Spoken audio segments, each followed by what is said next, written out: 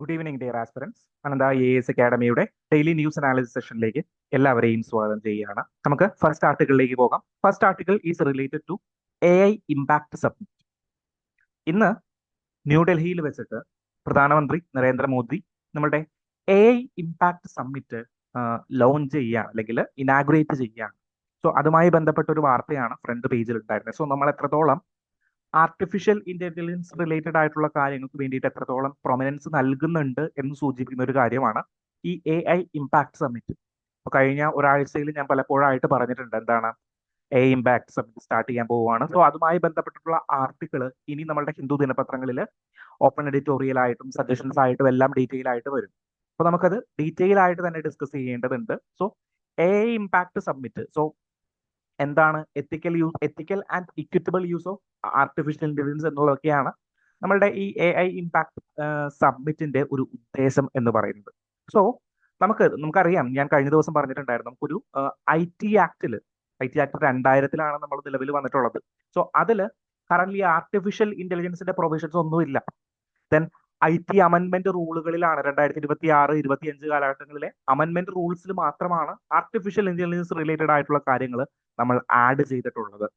Okay, so അതിന് വേണ്ടിയിട്ട് ഒരു കോംപ്രഹെൻസീവ് ആയിട്ട് യൂറോപ്യൻ യൂണിയനിലുള്ള പോലെ തന്നെ അല്ലെങ്കിൽ പല കൺട്രീസിലുള്ള പോലെ പുതിയ ഒരു നിയമം നമ്മൾ ക്രിയേറ്റ് ചെയ്യുമോ, അങ്ങനെയുള്ള കാര്യങ്ങളെല്ലാം നമ്മൾ ഈ ഒരു ചർച്ചയുമായി ബന്ധപ്പെട്ടിട്ട് ഡിസ്കസ് ചെയ്യേണ്ടിയിരിക്കുന്നു. സോ ഇതൊന്ന് ഓർത്ത് വെച്ചേക്കുക. Then coming to next discussion എന്ന് പറയുന്നത് നമ്മളുടെ ഡൽഹി ബേസ്ഡ് ആയിട്ടുള്ള ഒരു എക്സാമ്പിൾ ആണ്. സോ ഒരു ഗുഡ് എക്സാമ്പിൾ നിങ്ങൾക്ക് മെയിൻസ് ആൻസർ റൈറ്റിംഗുകളിൽ കോട്ട് ചെയ്യാൻ പറ്റിയ ഒരു എക്സാമ്പിൾ ആണ് Anupam model of solid waste management. Solid waste അല്ല, particularly waste management. So Anupam model എന്താണെന്ന് പറഞ്ഞു കഴിഞ്ഞാൽ നമ്മളുടെ ഡൽഹി ബേസ്ഡ് ആയിട്ടുള്ള അല്ലെങ്കിൽ അർബൻ സെൻട്രിക് ആയിട്ടുള്ള ഏരിയകളിലെ ഒരു വേസ്റ്റ് മാനേജ്മെന്റ് സിസ്റ്റമാണ്. അതൊരു ഒരു റിസർച്ചിന്റെ ഭാഗമായിട്ട് അല്ലെങ്കിൽ ഒരു സ്റ്റഡിയുടെ ഭാഗമായിട്ട് ക്രിയേറ്റ് ചെയ്തതാണ്. അതിനൊരു ബെസ്റ്റ് റിസൾട്ട് കിട്ടുന്നുണ്ട് എന്ന് കണ്ടതുകൊണ്ട് നമുക്ക് നമ്മളുടെ മെയിൻസ് ആൻസർ റൈറ്റിംഗുകൾ ഒരു ബെസ്റ്റ് എക്സാമ്പിൾ ആയിട്ട്, വേസ്റ്റ് മാനേജ്മെന്റിന്റെ ഒരു ബെസ്റ്റ് എക്സാമ്പിൾ ആയിട്ട് നമുക്ക് ഈ അനുപം മോഡൽ നമുക്ക് എഴുതാനായിട്ട് പറ്റും. നമ്മൾ എഴുതാറുണ്ട് തുമ്പൂർ മൊഴി വേസ്റ്റ് മാനേജ്മെന്റ് അല്ലെങ്കിൽ തുമ്പൂർ മൊഴി ട്രൈ വേസ്റ്റ് മാനേജ്മെന്റുമായി ബന്ധപ്പെട്ടിട്ടുള്ള കാര്യങ്ങളൊക്കെ നമ്മൾ എഴുതാറുണ്ട്. അതുപോലെ നമുക്ക് എഴുതാൻ പറ്റുന്ന ഒരു കോട്ടാണ് Anupam model of waste management. So ഇതെന്താന്ന് വെച്ച് കഴിഞ്ഞാൽ ഉറവിടത്തിൽ തന്നെ മാലിന്യം സംസ്കരണം ചെയ്യുക എന്നുള്ളതാണ് ഇവരുടെ ഉദ്ദേശം.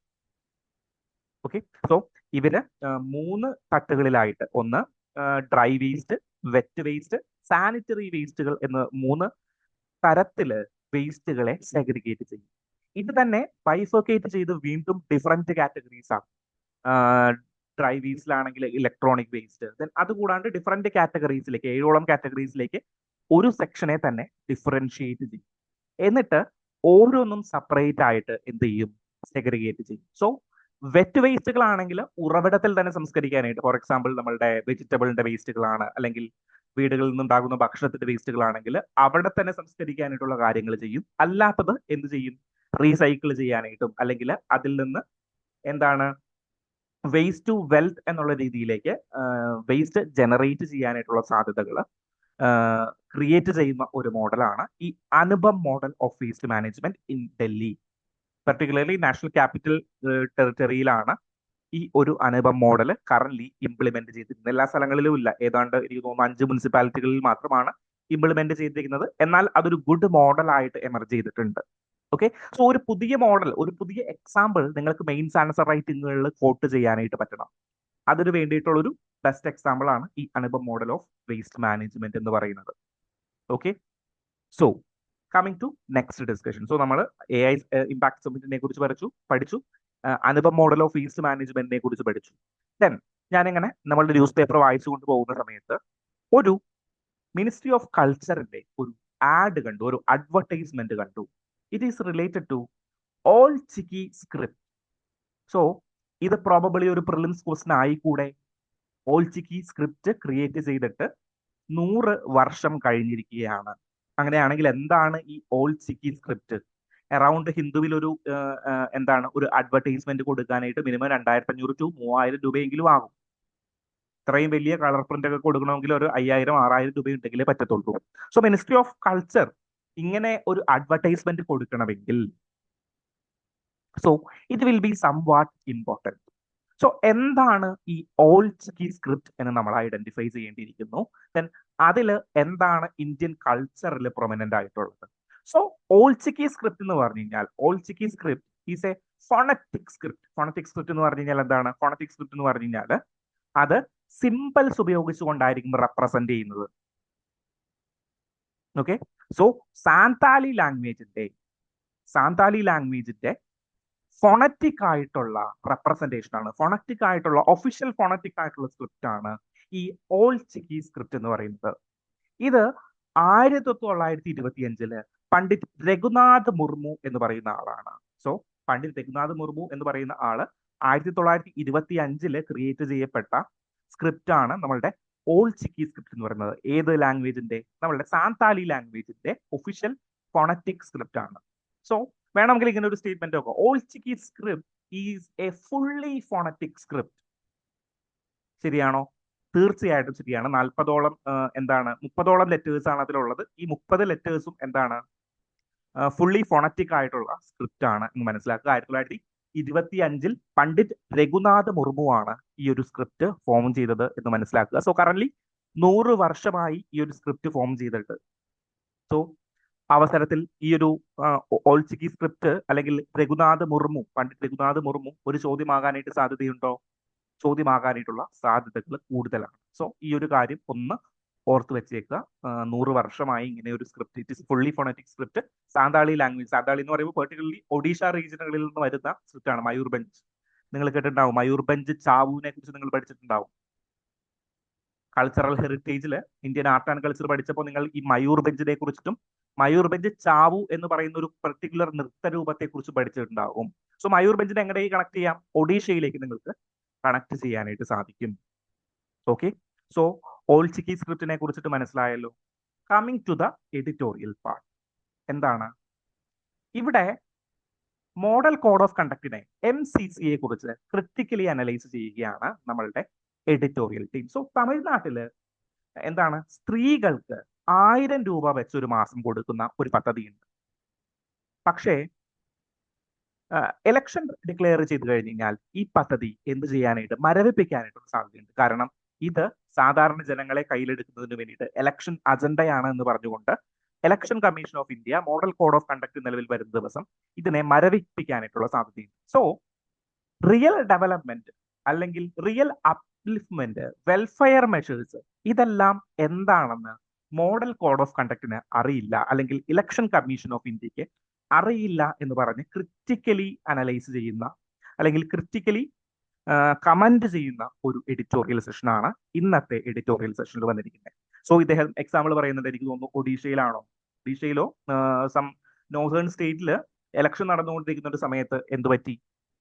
അവിടെ 10,000 രൂപ വെച്ച് എന്തോ ആളുകൾക്ക് കൊടുക്കുന്ന ഒരു സ്കീം ഉണ്ടായിരുന്നു. BJP ലെഡ് ആയിട്ടുള്ള ഗവൺമെന്റിന്റെ 10,000 രൂപ വെച്ചിട്ട് ആളുകൾക്ക് കൊടുക്കുന്ന ഒരു സ്കീം ഉണ്ടായിരുന്നു. സോ ആ ഒരു സ്കീമിൽ എന്താ സംഭവിച്ചേ?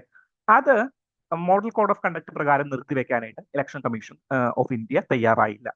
എന്നാൽ തമിഴ്നാട് ഗവൺമെന്റിലേക്ക് വന്നപ്പോൾ ഇങ്ങനെയുള്ള സ്കീമുകൾ 1000 രൂപ വെച്ചിട്ട് ഇത് നാളുകളായിട്ട് 2022 തുടങ്ങിയിട്ട് എന്തോ സ്റ്റാർട്ട് ചെയ്ത് വന്നിട്ടിരിക്കുന്ന സ്കീമാണ്. സോ ആ സ്കീം കണ്ടിന്യൂ ചെയ്യാനായിട്ട് ഇലക്ഷൻ കമ്മീഷൻ ഓഫ് ഇന്ത്യ സാധിക്കുന്നില്ല എന്നൊരു വിമർശനം പറയുന്നു. സോ എന്താണ്? സോ ഇവിടെ 2 ഡയലമാസ്, UPSC പെർസ്പെക്റ്റീവില് 2 ഡയലമാസ് നമ്മൾ നോക്കണം. ഒന്ന്, effective implementation of model code of conduct. Model code of കണ്ടക്റ്റിന്റെ എഫക്റ്റീവ് ഇംപ്ലിമെന്റേഷൻ എങ്ങനെയാണ്? 2, freebies politics in Indian polity. So Indian പൊളിറ്റിക്സില് ഫ്രീ ബീസ് പൊളിറ്റിക്സ് എങ്ങനെയാണ് അഫക്ട് ചെയ്യുന്നത് എന്നൊരു കാര്യം കൂടിയിട്ട് നിങ്ങൾ നോക്കണം. ഫ്രീ ബീസ് പൊളിറ്റിക്സ് എന്ന് പറഞ്ഞാൽ ഇലക്ഷൻ ടൈം ആകുമ്പോഴേക്കും എന്ത് ചെയ്യും? ഇലക്ഷൻ ടൈം ആകുമ്പോഴേക്കും ഓരോരുത്തർ വന്നിട്ട് അവർക്ക് ഇഷ്ടമുള്ള കാര്യങ്ങൾ, ഫോർ എക്സാമ്പിൾ കർഷകർക്ക് എല്ലാവർക്കും 100% ഇലക്ട്രിസിറ്റി, വിധവകൾക്ക് അല്ലെങ്കിൽ സ്ത്രീകൾക്ക് ബസ്സിൽ ഫ്രീ ആയിട്ട് ട്രാവൽ ചെയ്യാം. ഇതെല്ലാം ഫ്രീ ബീസ് ആണ്. നമ്മൾ ഫ്രീ ആയിട്ട്, സ്റ്റേറ്റ് ഫ്രീ ആയിട്ട് കൊടുക്കുന്ന ആനുകൂല്യങ്ങൾ. ഇങ്ങനെ ഫ്രീ ബീസ് കൊടുക്കുമ്പോൾ ഒരു പ്രശ്നം എന്താണെന്ന് വെച്ച് കഴിഞ്ഞാൽ ഇതിന്റെ എല്ലാം എമൗണ്ട് എവിടെന്നാ പോകുന്നത്? സ്റ്റേറ്റ് എക്സ്ചക്കറിൽ നിന്നാണ് ഇതിന്റെ എമൗണ്ടുകളെല്ലാം പോകുന്നത്. So it creates A burden on state. ഞങ്ങൾ നിങ്ങൾക്ക് തൊഴിൽ തരാം എന്ന് പറയുന്നതല്ല ഫ്രീ ബീസ്, പകരം നിങ്ങൾക്ക് തൊഴിലില്ലാത്ത വേതനം നിങ്ങൾക്ക് തരാം എന്ന് പറയുന്നത് ഒരു ഫ്രീ ബീസ് ആണ്. സോ ഗവൺമെന്റിന്റെ മേലെ ബർഡൻ ക്രിയേറ്റ് ചെയ്യാനായിട്ട് ഇലക്ഷൻ സ്റ്റണ്ടിന് വേണ്ടിയിട്ട് ഗവൺമെന്റിന് മേലെ ഇത് ബർഡൻ ക്രിയേറ്റ് ചെയ്യുന്നു. ഇതിനെല്ലാമുള്ള പണം ഗവൺമെന്റ്, സ്റ്റേറ്റ് ഗവൺമെന്റ് അല്ലെങ്കിൽ സെൻട്രൽ ഗവൺമെന്റുകളെല്ലാം അവരവരുടെ പോക്കറ്റിൽ നിന്ന് കണ്ടെത്തേണ്ടിയിരിക്കുന്നു. സോ ഇത് ലോങ് ടേമില് ഗവൺമെന്റിനെ സപ്പോർട്ട് ചെയ്യുകയല്ല, റവന്യൂ എന്താണ് ബഡ്ജറ്റ് ഇൻക്രീസ് ചെയ്യുകയും അതുവഴി ക്യാപിറ്റൽ ഫോർമേഷൻ നടക്കാതിരിക്കുകയും ചെയ്യുന്ന ഒരു സിറ്റുവേഷനിലേക്ക്, കൂടുതൽ കടങ്ങളിലേക്ക് ഗവൺമെന്റ് പോകുന്ന ഒരു സിറ്റുവേഷൻ വരും.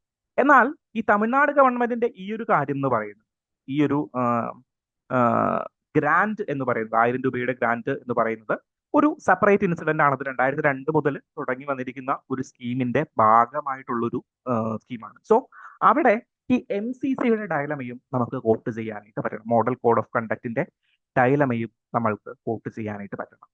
ഓക്കെ, സോ രണ്ട് കാര്യങ്ങൾ: ഒന്ന് മോഡൽ കോഡ് ഓഫ് കണ്ടക്ട്, രണ്ട് എന്താണ് നമ്മളുടെ ഫ്രീ ബീസ് പൊളിറ്റിക്സുമായി ബന്ധപ്പെട്ടിട്ടുള്ള കാര്യങ്ങൾ. സോ 2024 ഇലക്ഷനും 2020 ഇലക്ഷനും ഒക്കെ ആയി ബന്ധപ്പെട്ടിട്ട് എന്താണ് ഈ ഫ്രീ ബീസ് പൊളിറ്റിക്സ് ഒരുപാട് പ്രാവശ്യം ചർച്ചയിൽ വന്നിട്ടുള്ള ഒരു കാര്യമാണ്. സോ അത് കൂടിയിട്ട് നിങ്ങളുടെ മനസ്സിലേക്ക് ഒന്ന് വെച്ചേക്കുക. Then next discussion is related to India's scientific സർവീസിനെ കുറിച്ചിട്ടാണ്. സോ ഈ ഒരു ഡിസ്കഷൻ പർട്ടിക്കുലർലി നമ്മളുടെ UPSC സിവിൽ സർവീസിനെ എങ്ങനെയെല്ലാം അമെൻഡ് ചെയ്യണം എന്നുള്ള ചോദ്യങ്ങളൊക്കെ വന്നു കഴിഞ്ഞു കഴിഞ്ഞാൽ നിങ്ങൾക്ക് ആഡ് ചെയ്യാൻ പറ്റുന്ന ഒരു പോയിന്റ് ആണ്. സോ ഇവിടെ ഈ ഓതർ ആർഗ്യൂ ചെയ്യുന്നത് there is a scientific governance gap in India. Particularly നമ്മളുടെ മിനിസ്ട്രി ഓഫ് എർത്ത് സയൻസ് ആയിക്കോട്ടെ, അല്ലെങ്കിൽ ബാക്കിയുള്ള എല്ലാ മിനിസ്ട്രിയുടെയും ഒരു ടോപ്പ് മോസ്റ്റ് ബ്യൂറോക്രാറ്റിക് പൊസിഷൻ കൈകാര്യം ചെയ്യുന്നത് ആരാണ്? ഇന്ത്യൻ അഡ്മിനിസ്ട്രേറ്റീവ് സർവീസിലുള്ള ഒരു ഓഫീസർ ആയിരിക്കും, അല്ലെ? ഇന്ത്യൻ അഡ്മിനിസ്ട്രേറ്റീവ് സർവീസിലുള്ള officer. Indian administrative service is a generalist service. Commerce ബാക്ക്ഗ്രൗണ്ടിൽ നിന്നുള്ള ഒരു മാത്യുവിനെ സെലക്ട് ചെയ്യാൻ പറ്റുന്ന ഒരു സർവീസാണ്. ദെൻ ഹ്യൂമാനിറ്റീസ് ബാക്ക്ഗ്രൗണ്ടിൽ നിന്നുള്ള ഒരു ജേർണലിസ്റ്റിനെ സെലക്ട് ചെയ്യാൻ പറ്റുന്ന ഒരു സർവീസാണ്. സയൻസ് ബാക്ക്ഗ്രൗണ്ടിൽ നിന്നുള്ള ആളുകളെ സെലക്ട് ചെയ്യാൻ പറ്റുന്ന സർവീസാണ്. സോ അതിന്റെ മുകളിൽ ഇരിക്കുന്ന, തലപ്പത്തിരിക്കുന്ന ആളുകൾക്കെല്ലാം കൃത്യമായിട്ട് സയന്റിഫിക് അവയർനെസ് ഉണ്ടാകണമെന്നില്ല. For example, ministry of earth സയൻസിൽ ഇരിക്കുന്ന ഒരാൾക്ക് മിനിസ്ട്രി ഓഫ് എർത്ത് സയൻസിന്റെ എല്ലാ കാര്യങ്ങളും അറിയുന്ന ഒരു സയന്റിസ്റ്റ് ആകണമെന്ന് ഒരു നിർബന്ധവുമില്ല. അദ്ദേഹം ഒരു ജനറലിസ്റ്റ് ആയിട്ടുള്ള അഡ്മിനിസ്ട്രേറ്റീവ് സർവീസ് ഉദ്യോഗസ്ഥനാകാം. ദെൻ എക്സാമ്പിൾ, ഫിനാൻസ് മിനിസ്ട്രിയിൽ ഇരിക്കുന്ന ഒരു ടോപ്പ് മോസ്റ്റ് പൊസിഷനിൽ ഇരിക്കുന്ന ആള് ഫിനാൻസ് സെക്രട്ടറി ആയിക്കോട്ടെ. ഇദ്ദേഹം എന്താണ് ചാർട്ടേഡ് അക്കൗണ്ടൻസി പഠിച്ച് ഫിനാൻസ് സെക്രട്ടറി ആവേണ്ട ഒരു കാര്യമില്ല. പകരം ഒരു ജനറലിസ്റ്റ് ആയിട്ടുള്ള ഒരാൾക്ക് ഫിനാൻസ് സെക്രട്ടറി ആയിട്ട് മാറാനായിട്ട് സാധിക്കും. സോ സയന്റിഫിക് ഗവർണൻസിൽ ഒരു ഗ്യാപ്പ് നേരിടുന്നുണ്ട്. കാരണം എന്താണ്? സയന്റിഫിക് ആയിട്ടുള്ള കാര്യങ്ങളെല്ലാം, സയന്റിഫിക് റിസർച്ച് ആയിക്കോട്ടെ, അങ്ങനെയുള്ള കാര്യങ്ങളെല്ലാം ഇന്ത്യയിൽ ഒരുപാട് കൂടേണ്ട ഒരു കാലഘട്ടമാണ് ഈ കടന്നു വരുന്നത്. സോ ഈ അവസരത്തിൽ ഇന്ത്യ എന്താ ചെയ്തുകൊണ്ടിരിക്കുന്നത്? ഇന്ത്യക്ക് ഓരോ ഇൻസ്റ്റിറ്റ്യൂട്ടുകൾക്കും, സയന്റിഫിക് റിസർച്ച് ഇൻസ്റ്റിറ്റ്യൂട്ടുകൾക്ക് ഓരോന്നും സെപ്പറേറ്റ് ആയിട്ടുള്ള റിക്രൂട്ട്മെന്റുകൾ ഉണ്ട്. For example CSIR. Okay, so CSIRന് ഒരു സെപ്പറേറ്റ് ആയിട്ടുള്ള റിക്രൂട്ട്മെന്റ് ഉണ്ട്. അവിടെ സയന്റിഫിക് അസിസ്റ്റന്റ് ആയിട്ടും അല്ലെങ്കിൽ സയന്റിഫിക് റിസർച്ചർ ആയിട്ടും സെപ്പറേറ്റ് ഇൻസ്റ്റിറ്റ്യൂട്ട്. അങ്ങനെ ഓരോ ഇൻസ്റ്റിറ്റ്യൂട്ടുകൾക്കും സെപ്പറേറ്റ് ആയിട്ട് എന്തുണ്ട്? റിക്രൂട്ട്മെന്റുകളാണ് ഇന്ത്യയിൽ നടന്നുകൊണ്ടിരിക്കുന്നത്. അല്ലാണ്ട് ഒരു വോൾ ബേസ്ഡ് ആയിട്ടുള്ള ഒരു അപ്രോച്ച് ഇല്ല. സോ ഇദ്ദേഹം പറയുന്ന ഒരു കാര്യം എന്താണെന്ന് വെച്ച് കഴിഞ്ഞാൽ എന്താണ്, നമുക്ക് ഒരു ഓൾ ഇന്ത്യ സർവീസ് വേണം, ഓൾ ഇന്ത്യ സയന്റിഫിക് സർവീസ് നമുക്ക് വേണം എന്നുള്ളതാണ് ഇദ്ദേഹം പറയുന്ന ഒരു കാര്യം. അത് എന്തിന് ഹെൽപ്പ് ചെയ്യും? അത് കൂടുതൽ റിസർച്ചുകൾക്ക് വേണ്ടിയിട്ടും ദെൻ ഇന്നോവേഷൻസിന് വേണ്ടിയിട്ടും ഹെൽപ്പ് ചെയ്യും. ഇവിടെ പറയുന്ന ഒരു കാര്യമുണ്ട്, until science become A regular partner in governance rather than a reactive tool, its full potential remains underused. So science ഗവർണൻസിന്റെ ഒരു റെഗുലർ പാർട്ട് ആകാത്തിടത്തോളം കാലം എന്താണ്, സയൻസിന്റെ ഫുൾ പൊട്ടൻഷ്യൽസ് യൂസ് ചെയ്യാതെ ഒരു അവസ്ഥ വരും, അണ്ടർ യൂസ്ഡ് ആയിട്ടുള്ള ഒരു അവസ്ഥ വരും എന്നാണ് ഇദ്ദേഹം പറയുന്നത്. സോ ഇദ്ദേഹം എന്താ പറയുന്നത്? നമുക്ക് ഡിഫറെന്റ് ഇൻസ്റ്റിറ്റ്യൂട്ടുകൾ ആളുകളെ റിക്രൂട്ട് ചെയ്യുന്നതിന് പകരം മാസീവായിട്ട് ഓൾ ഇന്ത്യ സർവീസ് എന്നുള്ളൊരു തലത്തിൽ തന്നെ, അല്ലെങ്കിൽ ഒരു UPSC പെർസ്പെക്റ്റീവിൽ തന്നെ എന്ത് ചെയ്യണം? നമുക്ക് ഇന്ത്യൻ സയന്റിഫിക് സർവീസ് കൂടിയിട്ട് ഇംപ്ലിമെന്റ് ചെയ്യണം. അതിൽ റിഗ്രസ് റിക്രൂട്ട്മെന്റ് ആയിരിക്കണം, ഇൻസ്റ്റിറ്റ്യൂഷണൽ ഇന്റഗ്രേഷൻ ഉണ്ടാകണം, ഇന്റഗ്രിറ്റിയെ പ്രൊട്ടക്ട് ചെയ്യാനായിട്ടുള്ള കാര്യം കൂടിയിട്ട് വേണം. So environmental, ecological, climate, atmospheric, water, hydrological, ഇങ്ങനെയുള്ള ഓരോ മേഖലയിലും എന്താണ് സയന്റിഫിക് സർവീസ് നമ്മൾ ഇൻട്രൊഡ്യൂസ് ചെയ്യണം. സോ ഇതുപോലെ എന്താണ് സയന്റിഫിക് സർവീസിലെ ഡിഫറെന്റ് കേഡേഴ്സ് ആയിട്ട് ഇതിനെ മാറ്റണം എന്നാണ് ഇദ്ദേഹം പറയുന്നത്. സോ നമുക്ക് ഗ്ലോബൽ ബെസ്റ്റ് പ്രാക്ടീസസ് എടുത്ത് നോക്കാം. എന്താണ് ലോകത്ത് സംഭവിക്കുന്നത്? യുണൈറ്റഡ് സ്റ്റേറ്റ്സിൽ സയന്റിഫിക് ഇന്റഗ്രേറ്റീവ് പോളിസീസ് സയന്റിസ്റ്റിനെ പ്രൊട്ടക്ട് ചെയ്യാനായിട്ട് ഉള്ള പോളിസീസ് നിലവിലുണ്ട്.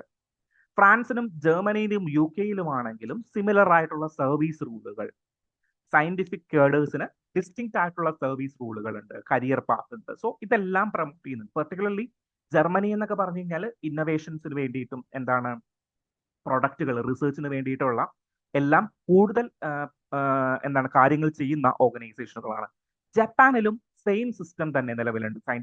സയന്റിഫിക് കാര്യങ്ങൾക്ക് വേണ്ടിയിട്ട് ഒരു പ്രത്യേക സർവീസ് റൂളുകളും പ്രത്യേക സർവീസ് ചട്ടങ്ങളും സർവീസും നിലവിലുള്ള രാജ്യങ്ങളാണ് ഇതെല്ലാം. സോ പോളിസി മേക്കിങ്ങുകളിൽ ഫോർ എക്സാമ്പിൾ സയന്റിസ്റ്റുകൾ ഇല്ലാണ്ട് ഇന്ത്യയിൽ ഏതെങ്കിലും ഒരു പോളിസി ബിൽഡ് ചെയ്യുന്നുണ്ടോ? ഇല്ല. ഓക്കെ, സോ ഞാൻ കറന്റ് ഒരു ജില്ലാ ഭരണകൂടമൊക്കെ ആയിട്ട് അസോസിയേറ്റ് ചെയ്യുമ്പോൾ എനിക്ക് മനസ്സിലാവുന്ന കാര്യം എന്താണെന്ന് വെച്ച് കഴിഞ്ഞാൽ പർട്ടിക്കുലർലി അഡ്മിനിസ്ട്രേറ്റീവ് പാർട്ടുകൾ മാത്രമാണ്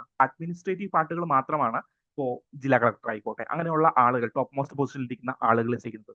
പക്ഷേ റിസർച്ചിന്റെ കാര്യങ്ങൾ വരുമ്പോൾ അല്ലെങ്കിൽ എന്താണ് സയന്റിഫിക് ആയിട്ടുള്ള കാര്യങ്ങൾ വരുമ്പോൾ നമ്മൾ അല്ലെങ്കിൽ എന്താണ് ടോപ്പ് മോസ്റ്റ് പൊസിഷനിൽ ഇരിക്കുന്ന എല്ലാവരും റിസർച്ച് ചെയ്യുന്ന ആളുകളുടെ അല്ലെങ്കിൽ സയന്റിഫിക് ആളുകളുടെ ഒപ്പീനിയൻസ് എടുക്കും. ഓക്കെ, സോ ഗവേണൻസിൽ സയന്റിസ്റ്റുകൾ എലിമിനേറ്റ് ചെയ്യാൻ പറ്റുന്ന ഒരു പാട്ടല്ല. സോ അവരെ കൃത്യമായിട്ട് പൊസിഷൻ ചെയ്ത് കഴിഞ്ഞ് കഴിഞ്ഞാൽ ഫോർ എക്സാമ്പിൾ MS സ്വാമിനാഥൻ ആരായിരുന്നു? MS സ്വാമിനാഥൻ ഒരു സയന്റിസ്റ്റ് ആയിരുന്നു.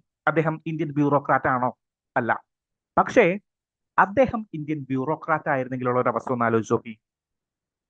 അദ്ദേഹത്തിന് കുറച്ചും കൂടി ഈസിലി ഗവൺമെന്റിൽ നിന്ന് ഫണ്ടുകൾ റിലീസ് ചെയ്യിക്കാനായിട്ടും ഗവൺമെന്റിൽ നിന്ന് കുറച്ചും കൂടി ഈസിലി പ്രോഗ്രാംസ് ഇംപ്ലിമെന്റ് ചെയ്യാനായിട്ടും സാധിക്കുമായിരുന്നു. അദ്ദേഹം പറയുന്നുണ്ട് എന്താണ് നമ്മളുടെ ഗ്രീൻ റവല്യൂഷൻ നടക്കുന്ന സമയത്ത് ഈ ഫണ്ടുകൾ റിലീസ് ചെയ്യാനൊക്കെ ഒരുപാട് പാടുള്ള സമയമായിരുന്നു. കാരണം ഇതിന്റെ ഒരു എഫക്റ്റും ഇംപ്ലിമെന്റേഷനും ഒക്കെ എത്രത്തോളം പോസിബിൾ ആണെന്ന് പലർക്കും സംശയം ഉണ്ടായിരുന്നു. സോ ഒരു സയന്റിസ്റ്റ്, ഒരു ബ്യൂറോക്രസിയുടെ പുറത്ത് നിൽക്കുന്ന ഒരു സയന്റിസ്റ്റിനെ സംബന്ധിച്ചിടത്തോളം എന്താണ് ഇങ്ങനെയുള്ള ചില ചലഞ്ചസുകൾ അഭിമുഖീകരിക്കേണ്ടി വരും. അത് നമ്മളുടെ പ്രോഗ്രസിനെ ഹിൻഡർ ചെയ്യാനായിട്ടുള്ള സാധ്യതയുണ്ട്. അതുകൊണ്ട് നമ്മൾ എന്ത് ചെയ്യണം? നമ്മളുടെ ബ്യൂറോക്രാറ്റിക് പൊസിഷനുകളിൽ, സയന്റിഫിക് ഗവർണൻസ് പൊസിഷനുകളിൽ സയന്റിഫിക് സർവീസിനെ ഒരു സെപ്പറേറ്റ് പൊസിഷനായിട്ട് കാണണം എന്നാണ് ആര് പറയുന്നത്? നമ്മളുടെ ഈ ഒരു ഓപ്പൺ എഡിറ്റോറിയലിൽ ഇദ്ദേഹം പറയുന്നത്. ഓക്കെ, സോ നമുക്ക് നമ്മളുടെ മെയിൻസ് ആൻസർ റൈറ്റിങ്ങളിൽ എഴുതാനായിട്ട് സാധിക്കുന്ന ഒരു പോയിന്റ് ആണ് ഈ സയന്റിഫിക് സർവീസിനെ കുറിച്ചിട്ടുള്ള ഡിസ്കഷൻസ്. ഓക്കെ, സോ ആ ഒരു ഡിസ്കഷൻ മനസ്സിലായിട്ട് coming to the next discussion, India UAE കൊറിഡോറുമായി ബന്ധപ്പെട്ടിട്ടാണ് നമ്മൾ നെക്സ്റ്റ് ഡിസ്കഷൻ കണ്ടക്ട് ചെയ്യുന്നത്. So it's a general discussion. എന്താണ് ഇന്ത്യ UAE റിലേഷനുമായി ബന്ധപ്പെട്ടിട്ട് നമ്മൾ മുന്നേ ഒരുപാട് കാര്യങ്ങൾ പറഞ്ഞിട്ടുണ്ട്. സോ 1971 മുതലാണ് ഇന്ത്യയും UAEയും തമ്മിലുള്ള ബന്ധങ്ങൾ ഏറ്റവും കൂടുതൽ ഊഷ്മളമായിട്ട് മാറുന്നത്. സോ ആദ്യം ബേസിക് ആയിട്ടുള്ള ഒരു റിലേഷൻസേ ഉണ്ടായിരുന്നുള്ളൂ. ദെൻ ഒരു 2000 ഒക്കെ കഴിഞ്ഞു കഴിഞ്ഞപ്പോഴേക്കും എന്ത് സംഭവിച്ചു? നമ്മൾ ഓയിൽ അധികമായിട്ട് വാങ്ങാനായിട്ട് ശ്രമിച്ചു. കോൾഡ് വാർ ഒക്കെ കഴിഞ്ഞു കഴിഞ്ഞപ്പോഴേക്കും ഓയിൽ അധികമായിട്ട് വാങ്ങാൻ ശ്രമിച്ചു. ദെൻ 2011 ശേഷം ഏകദേശം 2014 ശേഷമാണ് നമ്മൾ ഇന്റൻസീവ് ആയിട്ടുള്ള ഒരു റിലേഷനിലേക്ക് പോകുന്നത്.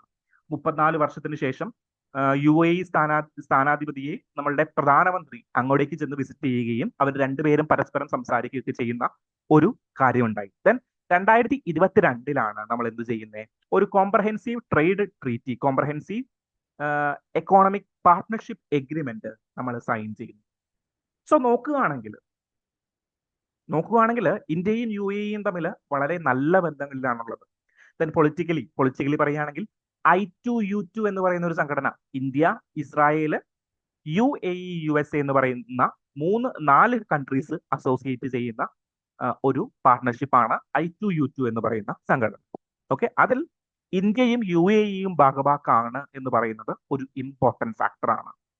Okay, so India, Israel, UAE അടക്കമുള്ള സംഘടനകൾ ഇതിൽ ഈ I2U2 എന്ന് പറയുന്ന ഓർഗനൈസേഷനിൽ ഭാഗഭാക്കാണ് എന്ന് പറയുന്നത് ഇമ്പോർട്ടന്റ് ആയിട്ടുള്ള ഒരു ഫാക്ടറാണ്. സോ ദെൻ പർട്ടിക്കുലർലി നോക്കുകയാണെങ്കിൽ ഇന്ത്യയുടെ 3rd or 4th largest trading പാർട്ണറാണ് നമ്മളുടെ UAE എന്ന് പറയുന്നത്. ദെൻ ഫോറിൻ ഡയറക്റ്റ് ഇൻവെസ്റ്റ്മെന്റിലാണെങ്കിലും ഇന്ത്യയിൽ ഒരു പ്രൊമിനന്റ് പൊസിഷനിൽ നിൽക്കുന്ന, എത്രയാണെന്ന് ഞാൻ മറന്നുപോയി, ഒരു പ്രൊമിനന്റ് പൊസിഷനിൽ നിൽക്കുന്ന ഒരാളാണ് നമ്മളുടെ UAE എന്ന് പറയുന്നത്. So non oil trade growth എന്ന് പറയുന്നത്, ഒരു കണക്കുകൾ നോക്കിക്കഴിഞ്ഞാൽ നോൺ ഓയിൽ ട്രേഡ് ഗ്രോത്ത് എന്ന് പറയുന്നത് 65 ബില്യൺ ആണ് ഇന്ത്യയും UAEയും തമ്മിൽ. ദെൻ 22 ബില്യന്റെ ഫോറിൻ ഡയറക്റ്റ് ഇൻവെസ്റ്റ്മെന്റ് ഇന്ത്യയിൽ നടക്കുന്നുണ്ട്. ഏകദേശം 50 ലക്ഷത്തോളം ആളുകൾ ഇന്ത്യയിൽ നിന്ന് പണിയെടുക്കുന്നുണ്ട് അവിടെ UAE. അതിൽ ഭൂരിപക്ഷവും മലയാളികളാണ്.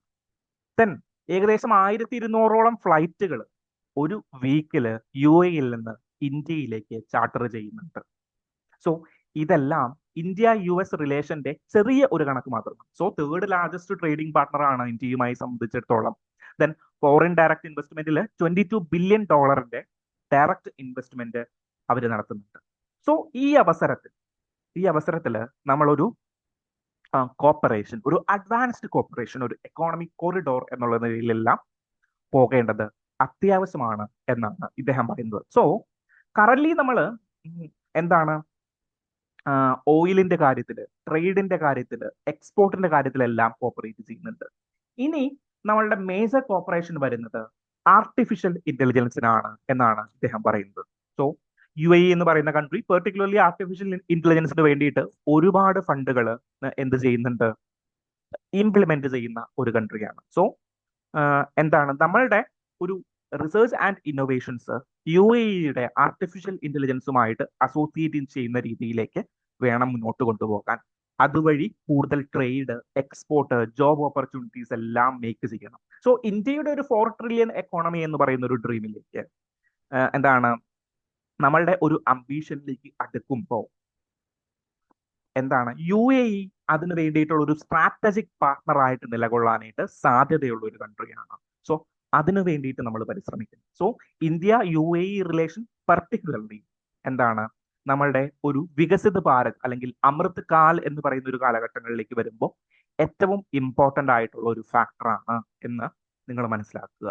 സോ കറന്റ് നമ്മളുടെ നെയ്ബേഴ്സ് എല്ലാം കുറച്ച് ഫ്രഗയിലായിട്ടിരിക്കുന്ന ഒരു കാലഘട്ടങ്ങളിൽ UAE പോലെയുള്ള ഒരു ബെസ്റ്റ് പ്ലെയർ നമ്മളോടൊപ്പം നിൽക്കുക എന്ന് പറയുന്നതും നമ്മളുടെ ഇന്റർനാഷണൽ റിലേഷന് വേണ്ടിയിട്ട്, ഇന്റർനാഷണൽ റിലേഷനിൽ ഏറ്റവും ഇമ്പോർട്ടന്റ് ആയിട്ടുള്ള ഒരു ഫാക്ടർ ആണെന്ന് കൂടിയിട്ട് നിങ്ങൾ മനസ്സിലാക്കുക. സോ അതാണ് ഈ ഒരു ഡിസ്കഷനിൽ അദ്ദേഹം എംഫസൈസ് ചെയ്ത് പറയുന്നത്. സോ അതുകൂടിയിട്ട് നിങ്ങളൊന്ന് മനസ്സിലാക്കി വെച്ചേക്കുക.